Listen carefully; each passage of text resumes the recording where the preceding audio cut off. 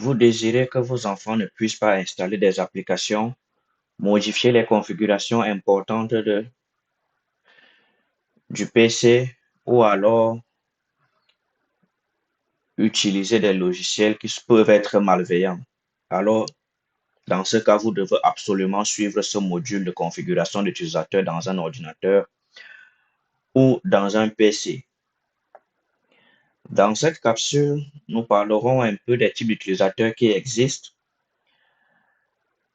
les types de comptes, les groupes d'utilisateurs, et nous allons faire une démonstration de comment ajouter, modifier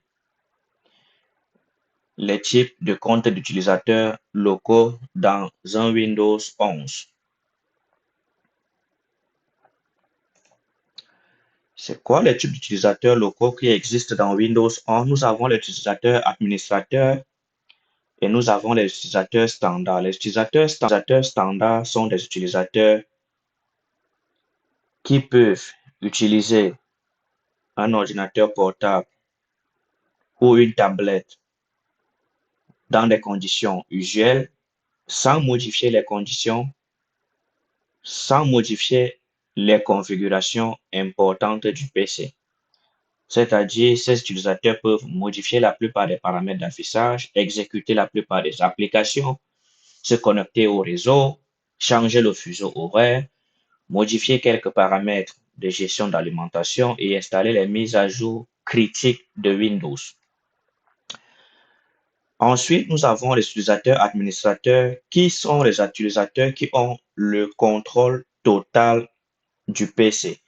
Ces utilisateurs ont d'abord tous les rôles d'utilisateurs standards et ces utilisateurs ont également la possibilité d'installer des applications, d'ajouter ou de supprimer des comptes d'utilisateurs, de modifier les paramètres du pare-feu, configurer le contrôle parental, modifier les restrictions d'évaluation des médias, sauvegarder et restaurer les fichiers sur les ordinateurs.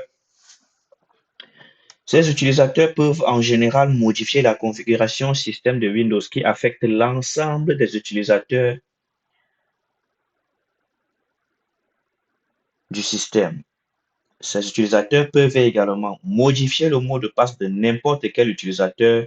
Ils peuvent également ajouter des nouveaux utilisateurs ou changer un compte, changer le type d'un compte standard vers un compte administrateur.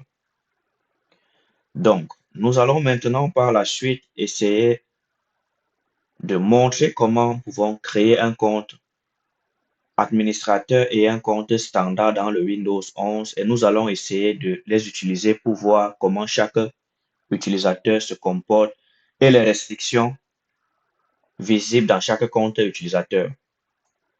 Donc, nous avons ici une machine virtuelle. Donc, pour pouvoir ajouter ou un compte utilisateur dans le Windows 11, nous allons cliquer sur Windows démarrer.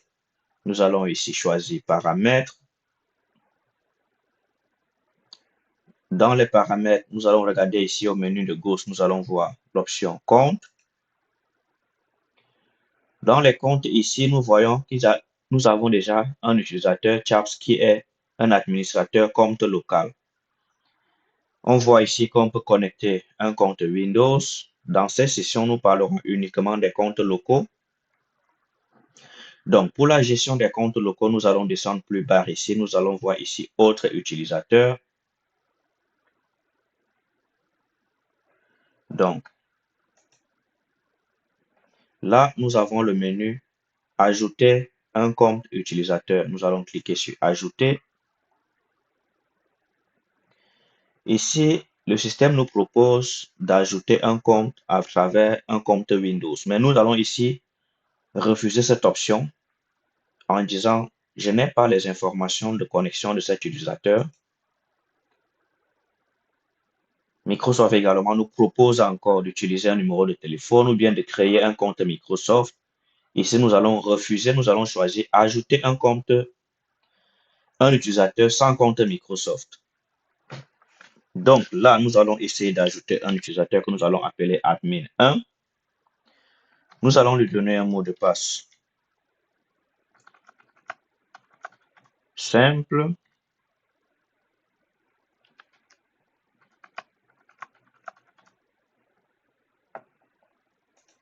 Nous allons ici choisir un animal de compagnie. Nous allons dire c'est un chien. Nous allons choisir ici une autre question. Disons, dans quelle ville est-ce que vous êtes né? Nous allons mettre Douala. Nous allons aussi choisir une autre question. Peut-être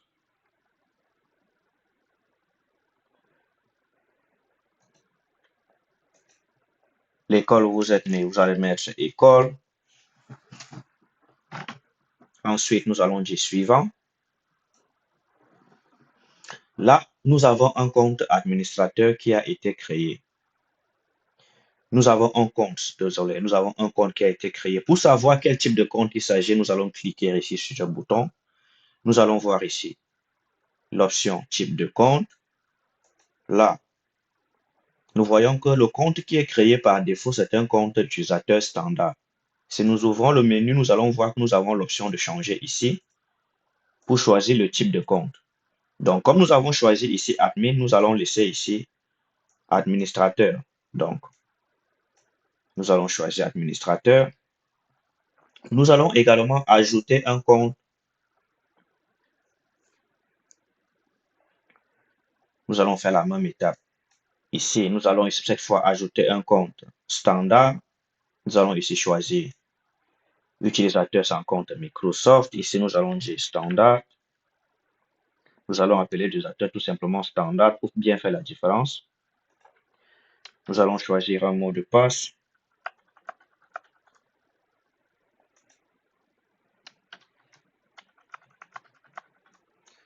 Nous allons faire la même chose ici. Nous allons prendre ici. Nous allons dire ici chien. Nous allons choisir notre question de sécurité, par exemple, la ville. Nous pouvons ici écrire tout simplement ville, c'est pas important pour l'instant. Nous allons dire ici école, troisième question. Il faut répondre, choisir trois questions. Nous allons dire école, nous allons dire suivant. Donc là, nous avons un autre compte qui est créé qui s'appelle standard. Nous allons regarder ici. Le type de compte, c'est standard. Nous allons laisser ce cas standard ici. Donc, maintenant, nous allons essayer de nous déconnecter et de nous connecter avec chacun de ces deux comptes pour voir les restrictions que le compte standard peut avoir par rapport au compte admin. Donc, ce que nous allons faire ici, nous allons d'abord nous connecter avec le compte standard. Pour ce faire, nous allons verrouiller l'ordinateur ici. En verrouillant l'ordinateur, pour verrouiller l'ordinateur, nous cliquons sur le compte utiliser ici. Nous voyons ici que nous avons l'option de nous connecter comme standard ou admin. Ici, tout simplement, ou verrouiller. Nous allons choisir ici verrouiller. Maintenant, on se rend compte que après avoir verrouillé, nous voyons ici à gauche maintenant que nous avons trois comptes dans le PC. C'est plus un seul, mais c'est trois comptes. Nous avons un compte standard et nous avons un compte admin.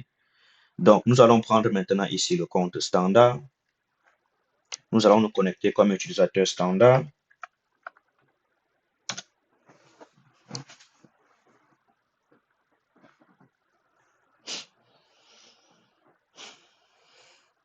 Donc, comme le compte a été créé, ça veut dire que c'est maintenant que ce compte doit être configuré pour la première fois.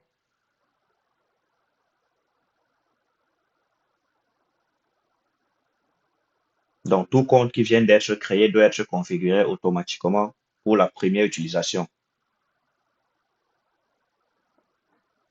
Donc là, ça ne va pas être long, ça va aller très vite. Voilà, première utilisation. Nous voyons ici que l'interface graphique est différente parce que ça prend les configurations par défaut. Donc là, nous avons un PC qui a une résolution de 3800, c'est un 4K. Donc, pour rendre l'écran visible, nous allons ici essayer de changer les paramètres du display. Donc, nous allons chercher ici, je peux faire un clic droit ici. Je vais chercher ici Display Setting. Vous voyez qu'ici, par défaut, le Windows est devenu en anglais. Donc, chaque utilisateur peut configurer son interface comme bon lui semble. Donc, ici, nous allons agrandir l'interface à 200 pour que ce soit lisible. Donc, cet utilisateur maintenant est devenu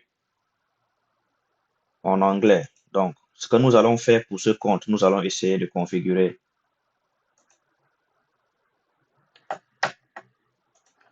la langue. Donc, nous allons mettre ici.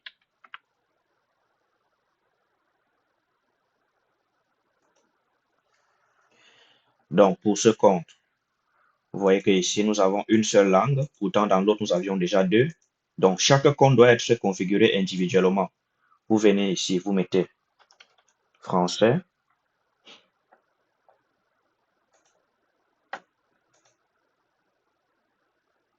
Vous pouvez le choisir comme langue par défaut. Donc, c'est installé. Donc là, on nous propose de nous déconnecter, de nous reconnecter pour pouvoir. Donc ici, ce que nous allons faire sign out. Nous allons nous déconnecter à ce compte.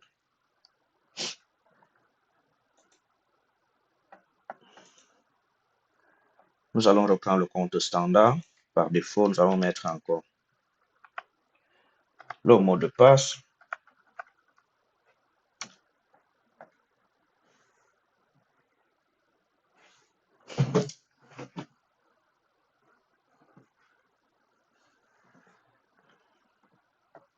Donc là, maintenant, le compte standard est configuré. Nous voyons que les paramètres sont maintenant écrits. Tout est écrit en français ici. Comme nous avons fait, nous avons changé l'interface. Donc, nous avons un compte utilisateur standard ici. Donc, si vous avez des enfants à la maison, ça va être la meilleure option pour un compte utilisateur pour enfants ou pour toute personne dont vous ne voulez pas donner tout le contrôle de la machine. Donc ici, qu'est-ce que la personne peut faire? La personne peut évidemment, bien évidemment, avoir accès à Internet.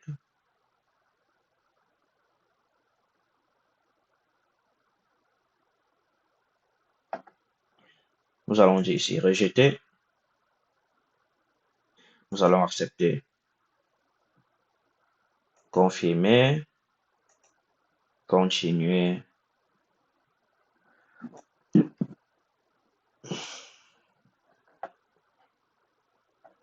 Donc là, nous sommes en train de configurer le compte standard. Donc là, on voit bien que c'est comme si on venait d'installer Windows en fait, mais c'est parce que c'est un nouveau compte ici. Chaque compte est vraiment séparé. Et cet utilisateur n'aura pas accès aux fichiers des autres utilisateurs. Donc, ceci peut être un compte pour les enfants. Là, vous pouvez configurer comme vous voulez. Maintenant, nous allons essayer d'installer une application pour voir si quelqu'un ici peut installer une application. Nous allons choisir au hasard. L'utilisateur a téléchargé l'application. Ça, c'est un utilisateur standard. Là, remarquez bien que sur l'icône, nous avons un système de sécurité, une icône de sécurité ici. Si on double-clique là, voilà. Qu'est-ce qui va se passer? Vous voyez, l'utilisateur n'a pas le droit d'installer un logiciel dans la machine. On lui demande ici d'entrer un compte administrateur pour faire ce changement. Donc, ceci est une protection vraiment très importante que vous pouvez mettre dans votre machine pour empêcher toute personne de faire des modifications au système, d'installer des applications dans le PC. Donc là, nous avons vérifié que un utilisateur standard ne peut pas faire certaines modifications, ne peut pas changer des configurations importantes. Donc, si on va également au niveau de l'heure, est-ce que l'utilisateur peut changer l'heure dans la machine? On va ici essayer de voir.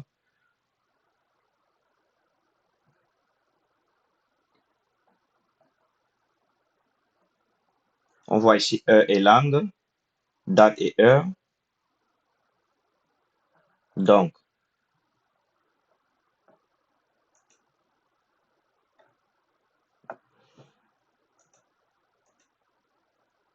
vous voyez, si l'utilisateur veut changer l'heure ici, vous voyez qu'il y a une icône ici de sécurité qui dit qu'il ne peut pas changer. Donc, s'il clique là, on va lui demander de s'authentifier en tant qu'administrateur. Il ne peut pas changer l'heure. S'il clique là, le système revient. Il demande un compte administrateur pour pouvoir changer l'heure ou installer une application.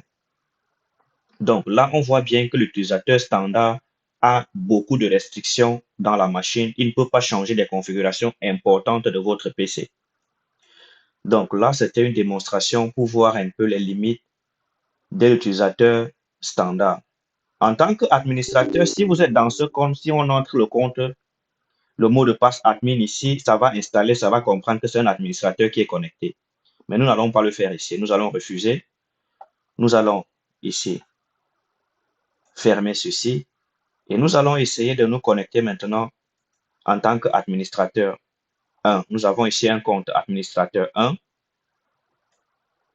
que nous avons créé également. Nous allons essayer de nous connecter maintenant comme administrateur 1. Donc là, ça nous ramène à la page principale. Là, nous avons tous les comptes administrateur 1. Nous allons voir, est-ce que l'administrateur 1 a le pouvoir d'installer les applications?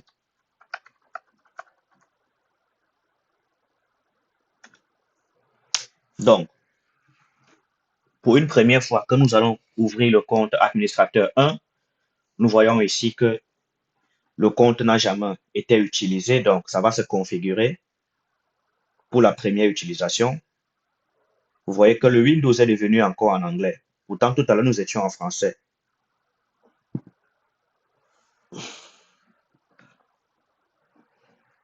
Parce que chaque compte utilisateur va automatiquement s'ouvrir avec la configuration par défaut de l'installation de Windows. Ce Windows avait été installé avec la langue anglaise par défaut. Donc, tout compte utilisateur s'ouvre avec la langue anglaise par défaut. Et maintenant, vous pourriez configurer chaque compte utilisateur différemment. Donc, sur une même machine, vous pourriez avoir un compte utilisateur qui a comme interface le français et un autre utilisateur qui pourra avoir comme interface la langue anglaise. Donc, ici, ce qu'on va faire, on va faire la même chose. On voit que l'application est revenue comme si on venait d'installer Windows. C'est pas lisible parce que c'est un grand écran. Donc, nous allons essayer également de changer la résolution pour ce compte pour que ça puisse être visible pendant que nous allons travailler. Donc là, nous allons ici, on voit bien que si on met en agrandi à 200, là, le texte devient visible. Maintenant, nous sommes dans un compte administrateur ici. Donc, le compte administrateur, si on vient ici, nous allons voir que dans le compte administrateur, nous avons toutes les options ici. L'administrateur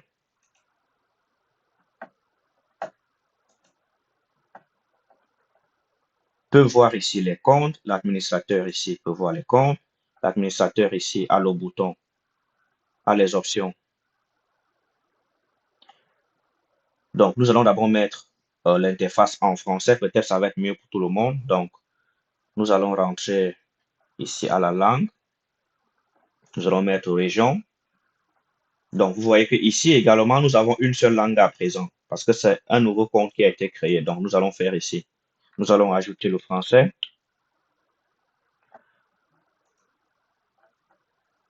Donc, si le Windows avait été installé avec le français par défaut, ça veut dire que vous n'avez pas besoin de changer, de faire cette étape-ci. Elle sera déjà en français. Du moins, le système sera déjà en français.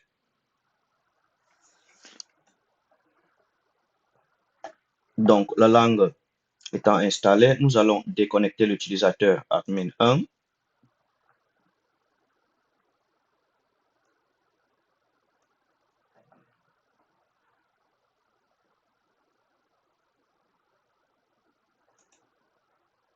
Et nous allons reconnecter.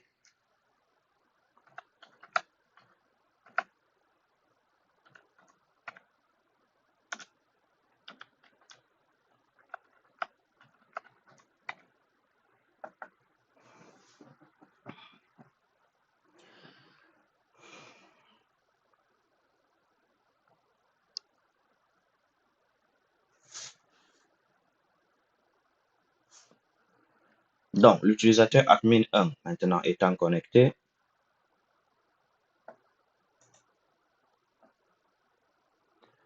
nous voyons que le document qui a été téléchargé dans le compte standard ne se trouve pas, n'est pas visible ici dans le compte admin 1. Parce que chaque compte est complètement séparé. Donc, tout ce qui a été fait dans ce compte n'est pas visible ici.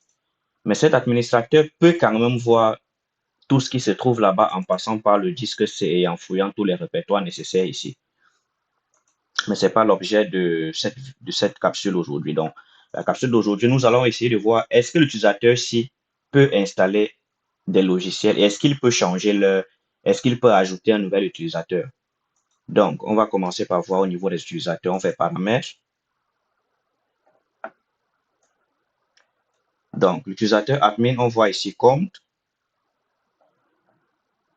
On voit que comme tout à l'heure, au premier tour, ce compte aussi est administrateur comme ce que nous avions utilisé pour créer les autres comptes. Donc ici, nous avons ici autre utilisateur. Si on clique là, on voit bien que nous avons trois comptes, deux comptes différents de l'admin 1. Ça, c'est un compte administrateur, le compte standard. Et là, le bouton ajouter un compte existe. Donc, si on clique là, on voit bien que cet utilisateur peut ajouter un nouveau compte. Nous n'allons pas le faire. Donc, nous allons vérifier aussi au niveau de la langue et l'heure. Puisque tout à l'heure, l'utilisateur standard ne pouvait pas changer l'heure. Ici, on vient. Nous allons vérifier ici. Horloge, voilà. Dans horloge, nous allons ici date et heure. Nous voyons que cette fois, quand on clique sur changer l'heure, nous voyons bien que le menu s'ouvre ici et nous pouvons changer l'heure. Comme ceci. Nous pouvons mettre l'heure dont nous voulons. Et si on clique 57 ici, si on save, on voit que l'heure a changé ici, tout simplement. Donc, l'utilisateur administrateur a eu le pouvoir de changer l'heure. Il peut ajouter un nouvel utilisateur. Il peut même supprimer un utilisateur. Ça veut dire que s'il vient ici, dans les comptes utilisateurs, s'il va dans autre utilisateur, il prend l'utilisateur standard. Nous voyons que l'option supprimer ici apparaît. Donc là, on clique supprimer. Oui, l'utilisateur est connecté à présent. Il faut le déconnecter pour pouvoir le supprimer. Donc, mais nous n'avions pas l'intention. On voulait te montrer que c'était possible de supprimer un compte utilisateur. Donc, voilà comment supprimer un compte utilisateur. Nous avons également ici un compte admin encore qui existe. Donc, voilà en fait les différences qui existent entre un compte administrateur et un compte standard. Donc, si vous voulez protéger les enfants, si vous voulez empêcher les enfants, par exemple, de changer les configurations de votre PC ou bien d'un PC qui est commun à la maison, il serait utile de créer un compte utilisateur standard que les enfants et toute autre personne pourra utiliser. Ceci va permettre de protéger votre PC même contre les virus, contre beaucoup de logiciels nocifs qui peuvent être installés par des utilisateurs quelconques. Ainsi, vous serez la seule personne capable d'utiliser votre PC avec un compte administrateur. Donc, ça va être tout pour cette capsule.